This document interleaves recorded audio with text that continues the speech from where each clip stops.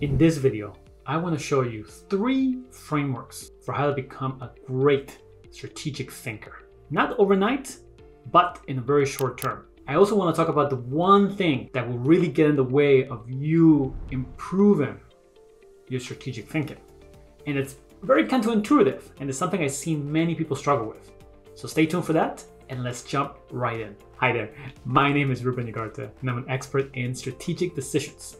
And I work with over 90 organizations to help them formulate strategy, implement it, tweak it, and everything that comes with it.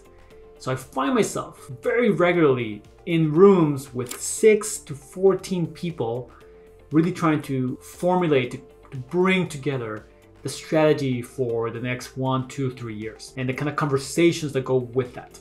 Now, within the first few minutes of this strategic meetings or sessions, I have a good sense as to who is actually strategic and who is not. And it's not really a secret. Whenever I start a session, I always ask individuals to share one thing they are hoping to get out of the next 5-6 hours that we'll be together. And some people will say things that are very clearly strategic. We really need to determine which markets to go into, or we need to figure out what the future looks like, or how do we deal with the uncertainty that is around our industry and what we can do to make the most of it. And other people will say very tactical things. I want to know how my finance department is supposed to budget all this. Or I want to know how we're going to launch very specific marketing campaigns. So right away, we start to get a distinction between the strategic thinking and the more tactical thinking. Now in this video, let me take you through 3 frameworks that I share with clients that I use in these sessions and that you can use to really expand your thinking beyond just the tactics, beyond the details. Now, if you've seen some of my previous videos, you know I love to go to my iPad. So I'll be switching to that now and throughout the video and coming back between those. So I want to start with the first framework, and I call this the straight line framework. And it looks like this. Whenever you want to figure something out, whenever you want to tackle something, you don't want to determine the outcome based on current capacity. What does that mean, right? If we're here, right, and this is outcome. This is what you're trying to accomplish. You want to go into a new market, you want to launch a new product, you want to increase revenue by a certain percentage or increase profits. This is what you want to get to. What can happen sometimes is you start from where you are today. You simply say, well, we want to close 15 new major customers in the next quarter. We did 10 last quarter. So if we make some tweaks here and there, we can get there, right? If we improve our conversation rate at this stage in the sales funnel, then we can probably get there. That's not what you want to do, because that's really linear kind of thinking. It's really more planning. And I have other videos in my channel trying to specify the difference. Strategy, you really want to tackle some kind of audacious goal. This is the language I use in my sessions. What's an audacious goal? I work with a non-for-profit who, like many non-for-profits, they have to raise money. It's their biggest concern. And they thought, okay, we want to do a fundraising goal of, I don't know what it was, $500,000. That was them thinking linearly. We did 300,000 last year. If we make an extra grant here and there, if we have one more approval, we can probably get there. Instead, I challenged them to say, hey, what would it take for you to do $1 million? Or what would it take for you to do 2 million? And then all of a sudden you get initial pushback. Well, that's not possible. We did this, we did that. But we start to think of the possibilities. So instead of just saying, rejecting it right away, we say, what if it was, right? And all of a sudden you end up with different possibilities, right? And this possibility maybe states that right now, their average grant might be $10,000 and they got 10 of those. So they got to 100,000, right? Simple math. What if their average grant came $100,000? So they still close the same amount of grants, 10, but it's a 10x in size. What does that mean? Who can do that, right? Where do you go for this kind of grants? That's one possibility. A second possibility down here might be, okay, maybe we don't go so big, we'll go to 50K grants. Do you have those? And they say, oh yeah, one time 3 years ago, we got a 50K grant. Great. What if we did that? And then, we did 20 of those instead of 10. What would that look like? And so on and so on. So you explore the different paths to get in there in the conversation, right? This is a group exercise. And what's great about this is you can start to see where the inefficiencies lie. You start to realize, time difference between a 10K and a 50K grant was actually not that much. Like it took roughly the same amount of time. So even if we did nothing, and you just got 10 of those, we could do that with the same staff, with the same effort, but we would end up with 5 times more revenue, more funds. In your team, you want to take this straight line framework and use it to find basically, this is your start. This is where you are today. You want to find the most direct line, the most straight line to your outcome without thinking about the constraints about today, without thinking about what's possible and what you have done in the past. Just thinking, this is what we can do. This is the most efficient way of getting there. Let's do that instead. Let's not tweak it, 5% at a time, 10% at a time. Let's completely rework it and just tackle it in a way that's separated. This is really one of the first things you see in strategic thinking. It is not limited by the present. You're really thinking about the future, where you want to go, and what is the best way of getting there. And then if you're missing anything, right? If they're just saying, if you want to do some 100K grants, then we need to hire a person to do that. We need a full-time person, or we need an expert, or we need this specific relationship. Great. Now we can just start to make a to-do list. If we really want to get to this big, audacious outcome, what is actually the to-do list, and is that reasonable? Are we talking about 2-3 things, or are we talking about some significant overhaul of things? So that's the first framework, straight line framework. And you can do this in your teams. You bring people together, you choose an audacious goal, and then you go back and forth exploring what if. How could you do that? What would that look like? What are you missing?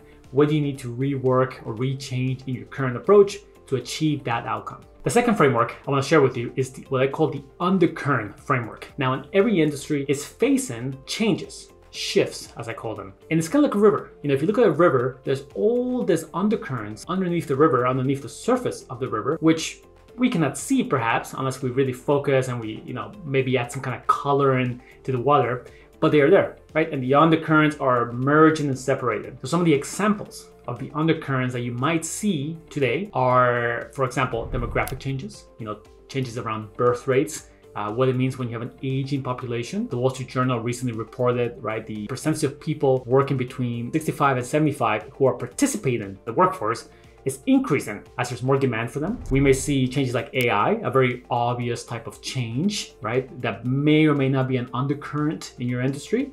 It certainly was. And if you look at the recent negotiations with the actors and the writers in Hollywood, you may have an undercurrent of high insurance rates, right? You look at Florida, and some of the insurance premiums in Florida are going up extremely high based on multiple factors. One being climate change, building costs, the actual value of the land, which has increased as more people have moved in Florida. So that's one undercurrent, which is playing out in Florida, but it will likely play out in other states around the US and perhaps even other places in the world. So what does that mean as insurance becomes so high that some people dismiss it altogether? What does that mean for your organization? So in this case, what we want to do with undercurrents is first recognize. Now, I worked with an organization that is doing a lot of work in Afghanistan. So a very obvious undercurrent is that there's a change in leadership in Afghanistan with the Taliban now in charge. That changes things. What does that mean for the political structures? What does that mean for donors who may want to put money in? What does that mean for people who may want to join your organization, whether because of the new cause, the changes, or because they don't want to join your organization because of them? Right? But there were also other less obvious changes that came out in conversation. We were seeing the stickiness of interest rates and how that was affecting their ability to raise money. We were seeing the increased amount of local conflicts, right? At this time, the Ukraine conflict has started. Today, we see other conflicts in the Middle East. So there might be less support as there's all the smaller regional conflicts. It's not just this one thing, this one situation. In fact, it might even be a lower priority compared to the other things. We saw the increased pushback on immigration as something that affects them in particular. Some of the work they do is to help Afghanistan individuals immigrate to other countries, but more and more countries are pushing back against immigration in general. So we see all the trends, and what we want to do with them is simply use them to filter or rate the priorities in our strategy. So we typically might choose 1, 2, 3, maybe 4 items, that we want to tackle as a company. And when the use this shifts to determine if these 3 or 4 things are actually aligned. Will they help you with the specific shifts you recognize, and will they help you tackle the future? Third framework is called the identity shift framework. Now, in an organization, you can look at 3 levels of attack, of ideas, right? You start with tactics. This is what many people are comfortable with, especially if you're lower in the organization. You're working on very tactical things. Then you have a second layer, a strategy. We're discussing here for the most part, what should the organization do from a strategic perspective, from a direction perspective. But there's a third level, which I call identity. And that is who the organization should be, who it is right now, and who it could be in the future. So an example, if we look at Sears, over the past 100, 120 years. It still exists today in a handful of stores. When Sears first started, their identity was one of a mail order catalog. They put their catalogs on railroads, shipped them to farmers, and then the farmers would order from the catalog and they get the stuff shipped to them. That's who they were. That was their identity, right? And everything revolved around that. How do we make a better catalog? How do we improve the copy on the catalog? How do we make shipping faster? So where do we put warehouses, right? Who they were. By 1925, Sears had opened their first retail store, and over the next few years, their identity shifted into one of a retail company.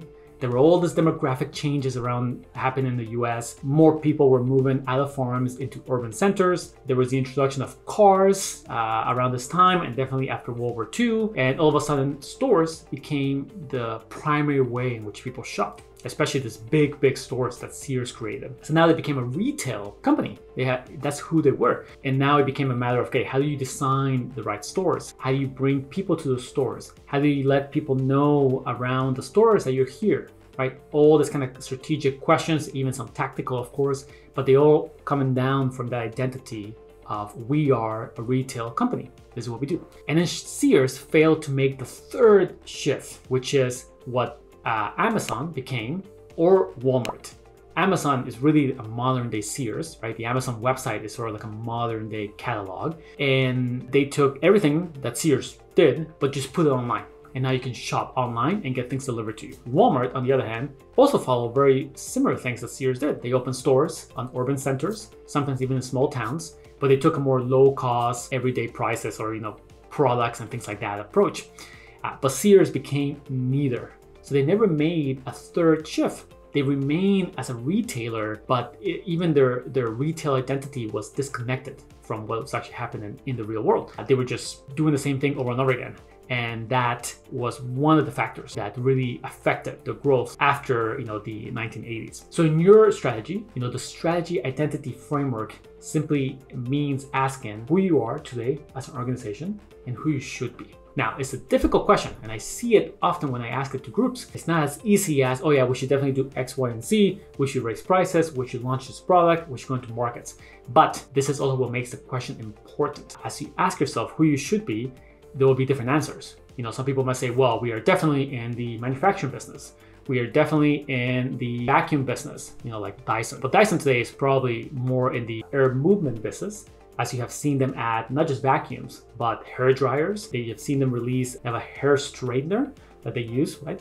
So this all just comes or arises from a much more expanded identity, not just one of vacuums, but one that is different. So take this question, ask it to a group, and go back and forth, right? This is a conversation. There's no easy answers, but the value is in having the conversation. And the fourth thing, not a framework, but the thing that tends to limit people from becoming great strategic thinkers is really tactical excellence. Now, when you first start your career, you're working on very tactical things, right? No matter what you do, sales, marketing, finance. So you become good at that specific realm. If you keep going up, from individual contributor to manager to some kind of director, VP, senior VP, executive, whatever that structure is in your organization, what will be clear is that the actual amount of hands-on work you will be doing will be less, right? You'll be doing much more people-related things, hiring team members, ensuring they have the right needs, and of course, strategy. So the challenge becomes that because you're naturally good tactically, otherwise you likely would have not proceeded or been promoted, they can be a hard thing to let go. But when you walk into strategy, you have to let go. You can't just come in and say, well, I am really good at marketing campaigns and scaling those campaigns and building the brand. If you're marketing, you have to really think about and say, okay, what's best for the company? It may not be something marketing related, right? The strategic answer may be something in finance, or it may be something in operations or sales or product. So you cannot come in with your thing, your tactical expertise. You have to come in with frameworks, like the three I showed you before, that allowed you to really explore at a high level the different pieces that can come together to drive the organization forward. But letting go of this tactical thing can be very, very hard. It becomes comfortable to be good at something tactically, especially if you look at the frameworks I just shared. There's a lot of ambiguity inherently in these conversations because strategy is ambiguous. It is something that's much more difficult than just tweaking a campaign or closing the deal or working on some kind of finance model. There's inherently difficulties in this. But if you really want to become a great strategic thinker, you have to let go of your tactical excellence. And that is all I have for today. As always, if you enjoyed this video, make sure you like, subscribe, comment, ring the bell, whatever you can do in YouTube. In the description box below, you'll find a few links that I think you'll find helpful. First is my newsletter on Substack, The Growth Needle. Fantastic, readers love it. I really enjoy writing it every week on Tuesdays, and it goes deeper into some of these ideas that we're talking about in this video. You also find links to my website with other resources, and that's actually all I have for you today. But my question before you head off is, which framework resonated with you and why? Let me know in the comments and let other people know. Until next time, talk soon.